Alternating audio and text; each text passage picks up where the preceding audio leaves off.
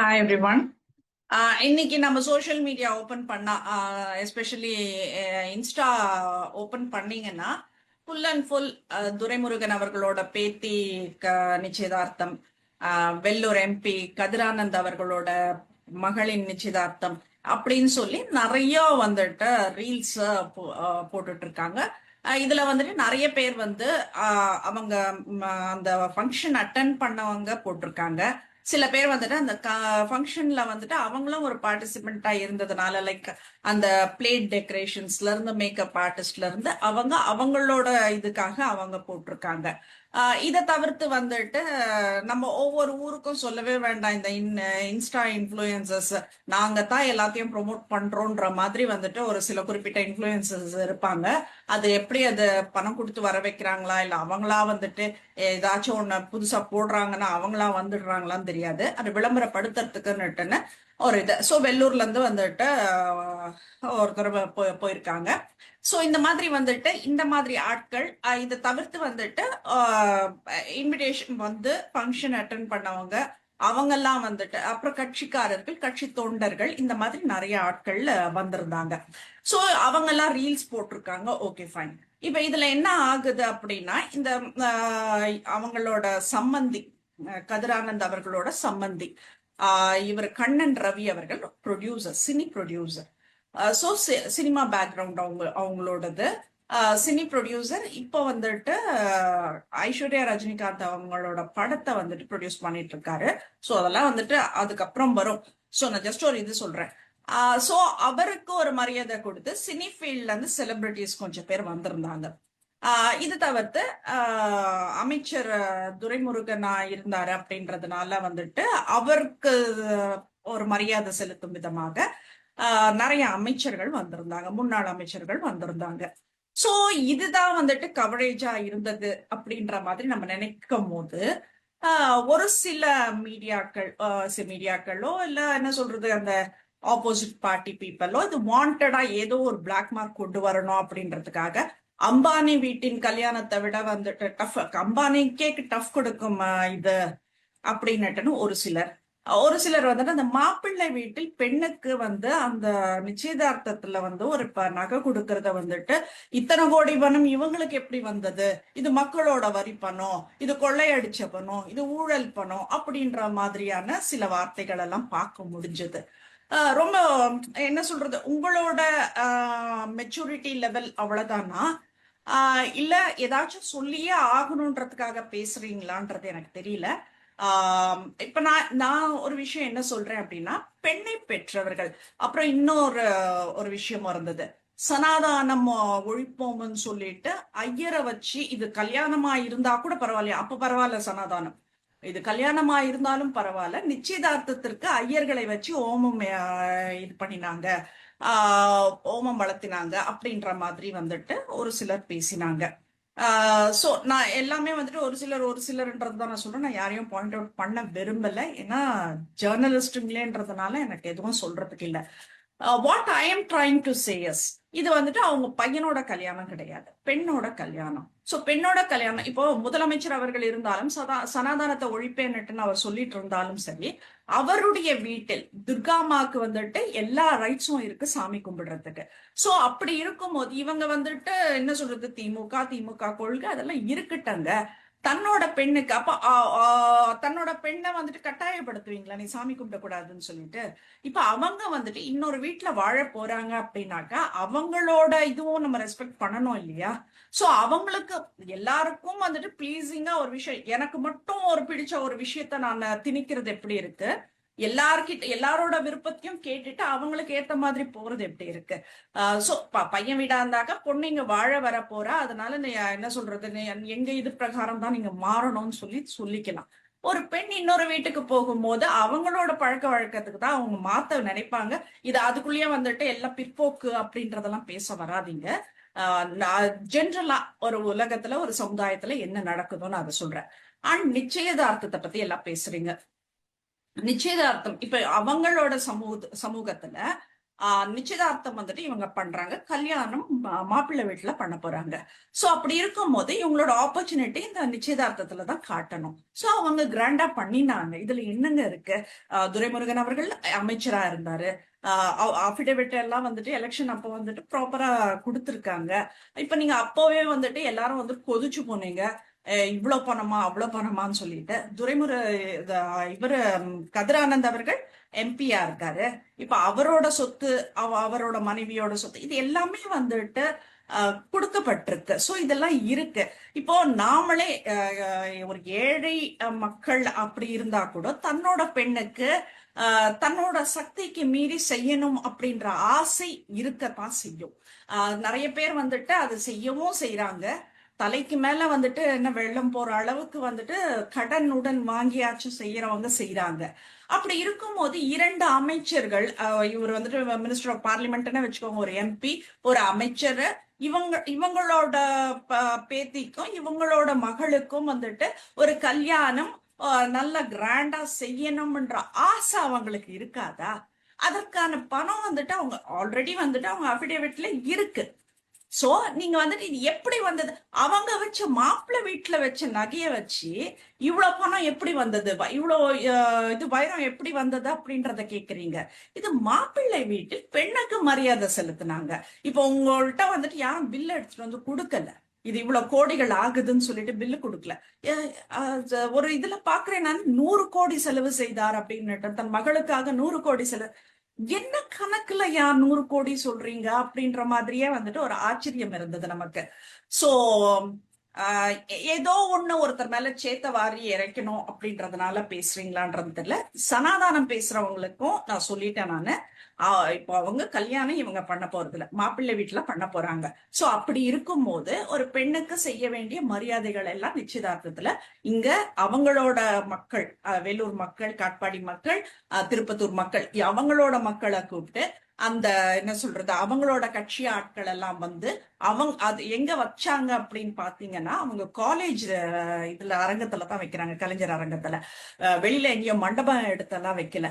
So அவங்க காலேஜ்ல அங்க வேலை செய்யற அத்தனை பேரும் அவர்கள் குடும்பத்தினரோடு வந்தாங்க அப்படின்றதுதான். எல்லாருக்குமே வந்துட்டு அந்த வயிறார அந்த உணவு போட்டு அவங்க அனுப்பியிருக்காங்க. நாம இது ஏன் கொச்சப்படுத்துறோன்றதுதான் எனக்கு சத்தியமா புரியல. ஒருத்தர் வந்து ஒரு சந்தோஷத்தை வந்துட்டு பகிர்ந்துக்கிறாங்கன்றப்போ. அப்புறம் இன்னொரு விஷயம், வள்ளிமலை சேர்மன் வேல்முருகன் அவரை பத்தி ஒன்று போடுறீங்க. ஏன் அந்த சேர்மன் நகை போட்டது இந்த ஒரு ஃபங்க்ஷனுக்கு தான் அவர் போட்டிருக்காரா? இதுக்கு முன்னாடி எல்லாம் கூட அவர் அப்படிதான் போட்டுட்டு நடமாடிட்டு இருக்காரு. அது போன்ற சென்னையிலயும் வந்துட்டு நிறைய பேர் இருக்காங்க. அவங்களெல்லாம் கேள்வி கேட்காம ஒரு வேல்முருகனை வந்துட்டு கேள்வி கேட்கறதாகட்டும், என்ன சொல்றது, அவர் என்ன இது பண்றாரு, அவங்க பினாமின்னு சொல்றதாகட்டும், என்ன வகையில நியாயம் நீங்க எல்லாம் பேசுறதுன்றது தெரியல. ஒரு கட்சி ஆகலன்றதுனால எவ்வளவு சேத்த வேணா வாரி இறைப்பீங்களா? அவங்களுக்கு ஒரு மன நிம்மதி இருக்கணும்ல, ஒரு பெண்ணுக்கு நிச்சயதார்த்தம் பண்ணிருக்கோன்ற மன நிம்மதியை கொடுக்கணும்ல. இது ஒரு பக்கம் இருக்கட்டும். அதுக்கப்புறம் ஒவ்வொரு விஷயத்தையும் நம்ம வந்துட்டு அது டைமண்ட்ஸா இல்ல இத்தனை கோடியா அப்படின்றதெல்லாம் கிடையாது. இப்ப நம்ம அங்க பாக்குறது என்ன, எல்லாமே வந்துட்டு சீல்டு.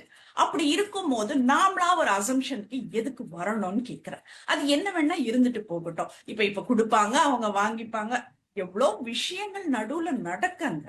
அதெல்லாம் நம்ம யாருங்க ஒரு குடும்பத்துக்குள்ள போயிட்டு எதுக்கு நம்ம ஜஸ்டிஃபை பண்ணிட்டு உட்காந்துட்டு இருக்கிறது இது.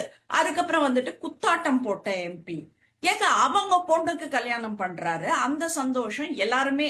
அது கூட வந்துட்டு not in function time, function எல்லாம் முடிஞ்சு அந்த எல்லாம் முடிச்சு சாப்பிட்டு முடிச்சு எல்லாரும் போனதுக்கு அப்புறம், மினிஸ்டர்ஸ் எல்லாருமே கிளம்பி போயிட்டாங்க, ஆட்கள் எல்லாம் போனதுக்கு அப்புறம் இவங்க வரைக்கும் இருந்தப்போ ஒரு என்ஜாய்மெண்ட், ஒரு என்தூசியாசம், சம்திங், அவங்க தேவை செலிப்ரேட்டிங் இட்.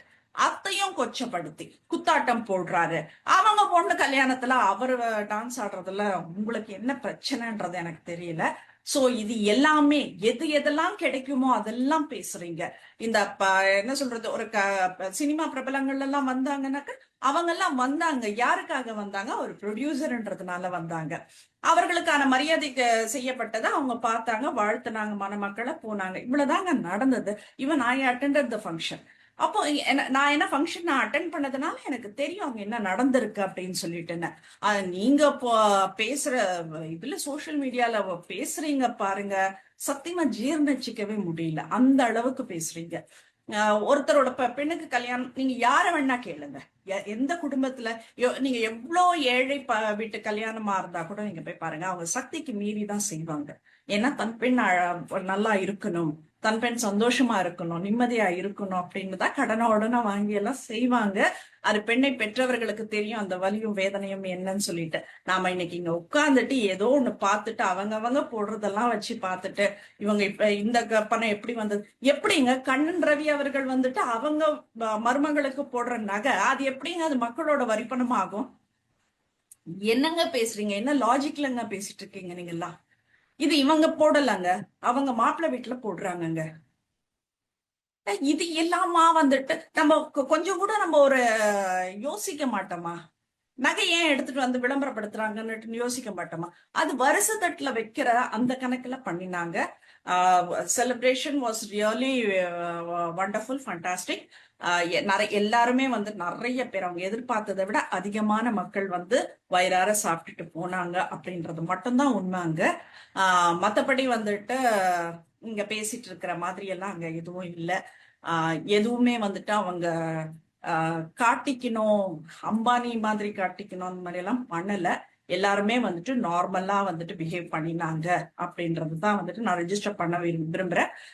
ஏன்னா நான் அந்த ஃபங்க்ஷன் அட்டன் பண்ணேன். ஸோ எனக்கு தெரியும் எல்லாருமே சரிசமமாக அங்க பார்க்கப்பட்டது அப்படின்றது எனக்கு தெரியும். ஸோ அதனால நான் பகிர்ந்துக்க ஆசைப்பட்டேன். எனக்கு வந்துட்டு பார்க்க இன்ஸ்டால the words you people are using real too மச்ங்க. என்னதான் ஒருத்தர் கட்சி சார்ந்த ஆகல அப்படின்னா கூட வந்துட்டு இந்த அளவுக்கெல்லாம் ஒரு கல்யாணத்தை வச்சிருக்காங்க, இன்னும் 2-3 மாதத்துல வந்துட்டு அந்த பெண்ணுக்கு கல்யாணம் வைக்கிறாங்க அப்படின்னா அந்த பெண்ணுக்கும் வந்துட்டு ஒரு மனக்கவலையை கொடுக்குறீங்க பாத்தீங்களா? என்னடா நம்ம போட்டோ நம்ம வீடியோ இப்படி எல்லாம் பரவிட்டு இருக்கேன்னுட்டுன்னு அந்த பெண்ணுக்கும் சரி ஒரு மன அழுத்தத்தை நம்ம கொடுக்குறோம் இல்லைங்களா? Let them enjoy. அந்த என்ன சொல்றது, மேரேஜ் லைஃப வந்துட்டு அவங்க என்ஜாய் பண்ணட்டும். அடுத்தவங்க சந்தோஷத்தை இது பண்ண வேண்டாம். இவர் வந்துட்டு அந்த மாதிரி நகை வச்சு விளம்பரப்படுத்தி இருந்தால் நம்ம கேள்வி கேட்கலாம், எங்க வரி பண்ணோம் அப்படின்னுட்டுன்னு கேட்கறதுக்கெல்லாம் வந்துட்டு உங்களுக்கு போதுமான அளவுக்கு எவிடன்ஸ் எல்லாம் இருந்துச்சுனாக்கா தாராளமா கேள்வி கேட்கலாம். பட் அவர் கண்ணன் ரவி அவர்கள் வச்சதுக்கெல்லாம் வந்துட்டு அது கூட நம்மளுக்கு என்ன டைமண்ட்ன்றது கூட நம்மளுக்கு தெரியாது. இன்னைக்கு வந்து கோல்டை விட டைமண்ட் வாங்குறது தான் எல்லாருக்குமே வந்துட்டு ஒரு என்ன சொல்றது, கோல்ட இன்வெஸ்ட் பண்ண போறதை விட டைமண்ட் ஈஸியா கிடைக்குதுன்ற ஒரு நிலைமை தான் இன்னைக்கு இருக்கு. ஸோ பெரும்பாலான மக்கள், ஏன்னா நீங்க கோல்டன் போனீங்கன்னா அது அந்த 22 கேரட் அந்த மாதிரி போகுது. பட் டைமண்ட்ல போனீங்கன்னா உங்களுக்கு 9 கேரட் கோல்ட்லயே வந்துட்டு எவ்வளவு கோல்டு கம்மி ஆகுதோ, அந்த கேரட் கம்மி ஆகுதோ அந்த அளவுக்கு டைமண்ட் ஸ்ட்ராங்கா நிற்கும். ஸோ அந்த 9 கேரட்ல வந்துட்டு ரொம்ப அழகாவே வந்துட்டு டைமண்ட் ஜுவல்லரி செய்ய முடியும் அப்படின்றத நான் சொல்றேன் நான். ஸோ 9 கேரட்ஸ் எல்லாம் வந்துட்டு ரொம்ப பெரிய விஷயம் கிடையாது, ரொம்ப பெரிய பணம் கிடையாது அப்படின்றதுதான் கம்பேரிங் டு 22 கேரட். அதுக்குள்ளேயே வந்துடாதீங்க, என்ன வந்து பிள்ளைன்னு பிடிக்காதீங்க. அப்போ 9 கேரட் வந்துட்டு ரொம்ப பெரிய விஷயம் இல்லையான்னுட்டுன்னு பெரிய விஷயம் தான். பட் கம்பேரிங் 22 கேரட் வந்துட்டு 9 கேரட் கம்மி. ஸோ டைமண்டும் வந்துட்டு எல்லாருமே வந்துட்டு வாங்கி உபயோகப்படுத்துற அளவுக்கு தான் இருக்கு. இன்னைக்கு எல்லாருமே ஒரு சின்ன மூக்குத்தியாச்சும் டைமண்ட்ல போட்டுக்க ஆசைப்படுறாங்க தான். ஸோ இதெல்லாம் வந்துட்டு இவ்வளோ பெருசா வந்துட்டு பண்ண வேண்டிய அவசியம் என்ன இருக்குன்றது தெரியல. You're targeting something, you're targeting someone. இதுல பாதிக்கப்படுறது என்ன சொல்றது, சம்பந்தமே இல்லாத அந்த பெண்ணை கல்யாணம் பண்ணிக்க போற மணமகன் தேவையில்லாத ஒரு விஷயம்னுட்டு நான் நினைக்கிறேன். So I just want to clarify all these things. சனாதானம்ன்றதும் ஐயர் வச்சு வந்துட்டு இப்ப இவங்க கல்யாணத்துக்கு என்ன பண்ணுவாங்க அவங்க வீட்டுலன்றது தெரியாது, அவங்க வீட்டு பழக்கத்துல என்ன பண்ணுவாங்கன்னுட்டு. ஸோ அதனால ஒரு ஹோமம் வளர்த்தி ஒரு நிச்சயதார்த்தத்தை இவங்க ஆல்மோஸ்ட் ஒரு கல்யாணம் பண்ற மாதிரி இவங்க பண்ணி முடிச்சுட்டாங்க. அவ்வளவுதான், இவங்களோட டேர்மை வந்துட்டு இவங்க ஃபுல்ஃபில் பண்ணிருக்காங்க, அவ்வளவுதான். சோ இதுக்கு ஏன் வச்சீங்க, ஏன் வந்தாங்க? வீட்டுல நம்ம கணபதி ஹோமம் பண்ணுவோம், சும்மா பண்ணுவோம், அது தெரியுங்களா உங்களுக்கு? கிரகப்பிரவேசத்துக்கு தான் பண்ணணும்ன்ற அவசியம் எல்லாம் கிடையாது.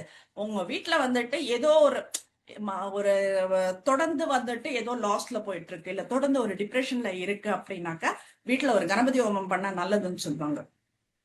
இல்ல நவகிரக ஹோமம் செய்யறது நல்லதுன்னு சொல்லுவாங்க. So use to do it. அப்படி அந்த மாதிரி ஒரு கணபதி ஹோமம் பண்றதுல என்ன பிரச்சனை வந்துருச்சு அப்படின்றது எனக்கு தெரியல. ஸோ இத எல்லாமே வந்து ஆஹ் எப்படி இருக்குன்னா, ஏதோ ஒண்ணு ஒருத்தரை பத்தி நம்ம சொல்லியே ஆகணும் அப்படின்ற மாதிரி நீங்க சொல்லிட்டு இருக்கீங்க. கைண்ட்லி அவாய்ட் திஸ் அப்படின்றதுதான். லெட் சின்ன பசங்க லெட் தம் என்ஜாய். அவங்க சந்தோஷத்தை கெடுக்க வேண்டாம் இதுல அப்படின்றதுதான். இன்னும் சில பேர் நான் ப்ரூஃபோட வரேன் அப்படின்ற மாதிரி எல்லாம் நான் ஆர்கியூ பண்ற இடத்துல சொல்லிட்டு இருக்காங்க. Let them come with what ever proof they have இல்ல தே ஹேவ் வாண்ட். இப்போ that doesn't matter to me. What I am trying to say yes, இவர் வந்துட்டு அமைச்சர், இவர் வந்துட்டு எம்பி. ஸோ சம்பாரிச்சாங்க. அரசியல்ல வந்துட்டு கதிரானந்த் அவர்கள் குழந்தையா இருக்கும் போதே, வயதுல இருக்கும் போதுல இருந்து இவர் அரசியல்ல துரைமுருகன் அவர்கள் இருந்தார். சோ இத்தனை ஆண்டு காலம் வந்துட்டு அவரோட உழைப்புன்னு ஒண்ணு இருக்குங்க. காட்பாடி மக்கள் வந்துட்டு என்ன சொல்றது, எல்லாருக்குமே வந்துட்டு நான் நிறைய விஷயங்கள் அவரை பத்தி எலெக்ஷன் டைம்ல எல்லாம் நிறைய பேசியிருக்கேன் நானு. சோ ஒரு காட்ஃபாதர் மாதிரி இப்பவும் இருக்காரு. அப்படி இருக்கும்போது வந்து இந்த மாதிரி ஒரு சேத்த வாரி வீசாதீங்க அப்படின்றத ரொம்ப தாழ்மையோட கேட்டுக்கிறேன் நானு. This is not fair. Thank you.